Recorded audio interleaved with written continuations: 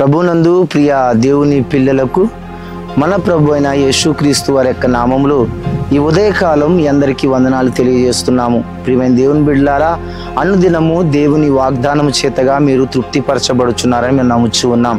దేవుడు ప్రతి దినము కూడా చక్కని వాగ్దానాలని మీ కుటుంబాల కొరకు ఇస్తూ ఉన్నాడు. మరి ఇస్తున్న ప్రతి వాగ్దానాన్ని కూడా మీరు సద్వినియోగం చేసుకోవాలనేదే దేవుని యొక్క ఉద్దేశం.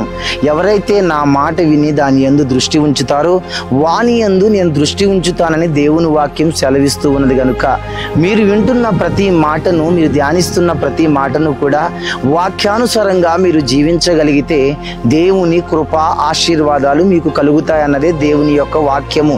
ఈ ఉదయకాలం వేళలో ఈ వాక్యాన్ని మీకు వివరించడానికి, ఈ వాక్యాన్ని ముందుకు తీసుకురావడానికి గల కారణం మీరు దీవించబడాలని, మీరు ఆశీర్వదించబడాలని, మీరు గొప్పవారు కావాలన్నదే దేవుని యొక్క మా సంకల్పం గనుక ప్రియమైన దేవుని బిడ్డలారా, ఈ యొక్క కల్వరీ క్రాస్ మినిస్ట్రీ ద్వారాగా మీ కుటుంబాల్లోకి చక్కని వాగ్దానాలని మేము ప్రతి దినము కూడా ఎంతో చక్కగా భక్తి శ్రద్ధలతో దేవుడిచ్చిన వాగ్దానం చొప్పున, ఆయన ఏర్పాటు చేసిన ప్రణాళిక చొప్పున, ఆయన ఇచ్చిన ప్రాపర్సీ చొప్పున మీ ముందుకు వాగ్దానాలని పంపిస్తూ ఉన్నాం. మీరు కూడా దీవించబడాలి, అనేకులు కూడా దీవించబడాలన్నదే దేవుని యొక్క ఉద్దేశం గనుక ఈ మాటలను అనేకులకు షేర్ చేయండి. మీ బంధువులకు, మీ స్నేహితులకు, మీ శ్రేయోభిలాషులకు, మీ రక్త సంబంధికులకు ఈ మాటలను షేర్ చేయండి.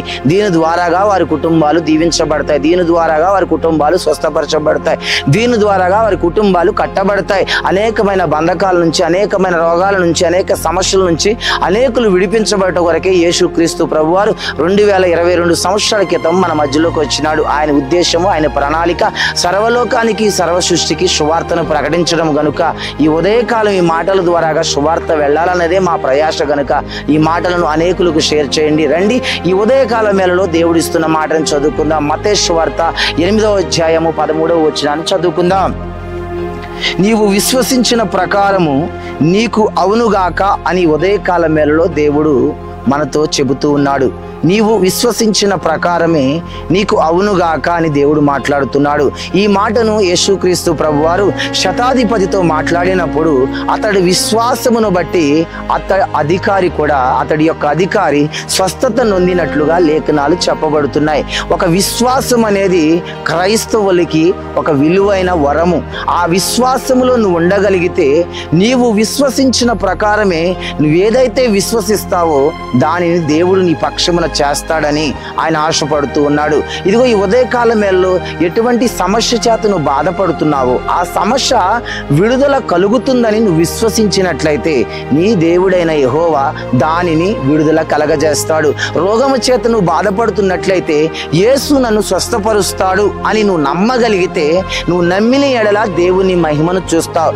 ఉద్యోగం లేక నువ్వు బాధపడుతున్నావేమో, ఉద్యోగం దేవుడు నాకు ఇస్తాడని నువ్వు విశ్వసించగలిగితే దేవుడు ఉన్న ఫలంగా నీకు ఉద్యోగాన్ని ఇస్తాడు. గర్భఫలము లేదని బాధపడుతున్నావేమో, నువ్వు విశ్వసించగలిగితే అబ్రహాముకు చేసినట్లే నీకు చేస్తాడు. నువ్వు విశ్వాసముతో ముందుకు సాగగలిగితే నీ వ్యాపారమైనా, నీ కుటుంబమైనా, నీ ఆర్థిక పరిస్థితులైనా దేనినైనా దేవుడు సరిచేయగలిగిన వాడు బిడ్డ. ఇదిగో ఈ ఉదయకాలం ఈ మాటలు వింటూ ఉన్న నీవు విశ్వాసముతో నువ్వు మొదలు పెట్టగలిగితే నీ పనిని దేవుడు అద్భుతంగా దాన్ని జరిగిస్తాడు. మరి ఈ రోజు వరకు రేణింపు లేదని, ఆశీర్వాదాలు లేవని, అద్భుతాలు జరగలేదని బాధపడుతూ, చింతిస్తూ, ఆలోచిస్తూ కూర్చున్నావేమో, ఈ ఉదయకాలం ఈ మాట నీ కోసమే. నీ భర్తలో మార్పు లేదని బాధపడుతున్నావేమో, విశ్వాసముతో ప్రార్థన చేయి. నీ బిడ్డలు నీ మాట వినటం లేదని బాధపడుతున్నావేమో, విశ్వాసముతో ప్రార్థన చేయి. బైబిల్ గ్రంథములో భక్తులను చూసినట్లయితే అబ్రహాము పండు వృద్ధాప్యమందు కూడా దేవుని యందు విశ్వాసము కలిగి ఉన్నాడు. ప్రియమైన దేవుని బిడ్డలారా, అన్న దేవుని యందు విశ్వాసము కలిగి ఉన్నది. బైబిల్ గ్రంథములో భక్తుల్ని మనం గమనించినట్లయితే విశ్వాసముతో అద్భుతాలు చూస్తున్నారు. ఈ ఉదయకాలం వేళలో ఈ మాట కూడా నీ కోసమే దేవుడు మాట్లాడుతూ ఉన్నాడు. ఈ రోజు వరకు నువ్వు పడిన వేదన, శోధన, బాధ సమస్తము కూడా దేవుడు వాటి నుంచి నిన్ను విడిపించాలని ఆశపడుతూ ఉన్నాడు కనుక ఈ మాటలు వింటున్న నీవు విశ్వాసాన్ని కోల్పోక, ఆ లోకంలో ఉన్న మాటలు వినక, లోకమందు నీ దృష్టి పెట్టక, నీ దేవుని యందు దృష్టి పెట్టి దేవునిలో నువ్వు నిలబడగలిగితే నీ దేవుడైన యెహోవా నీ విశ్వాసమును బట్టి నీ కార్యములు జరిగించును గాక.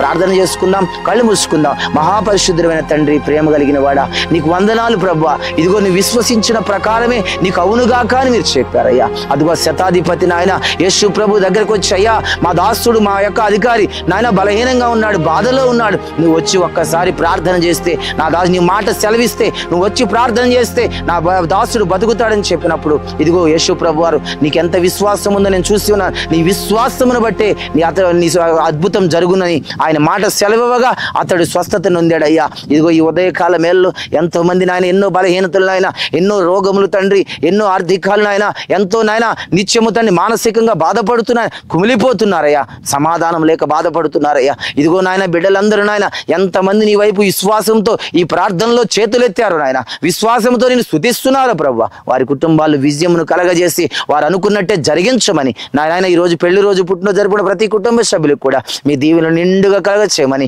నజరేయుడైన యేసుక్రీస్తు నామములో ప్రార్థించి వేడుకొనుచున్నాము తండ్రి. ఆమేన్. నువ్వు అనుకున్నవన్నీ దేవుడు నెరవేర్చునుగాక.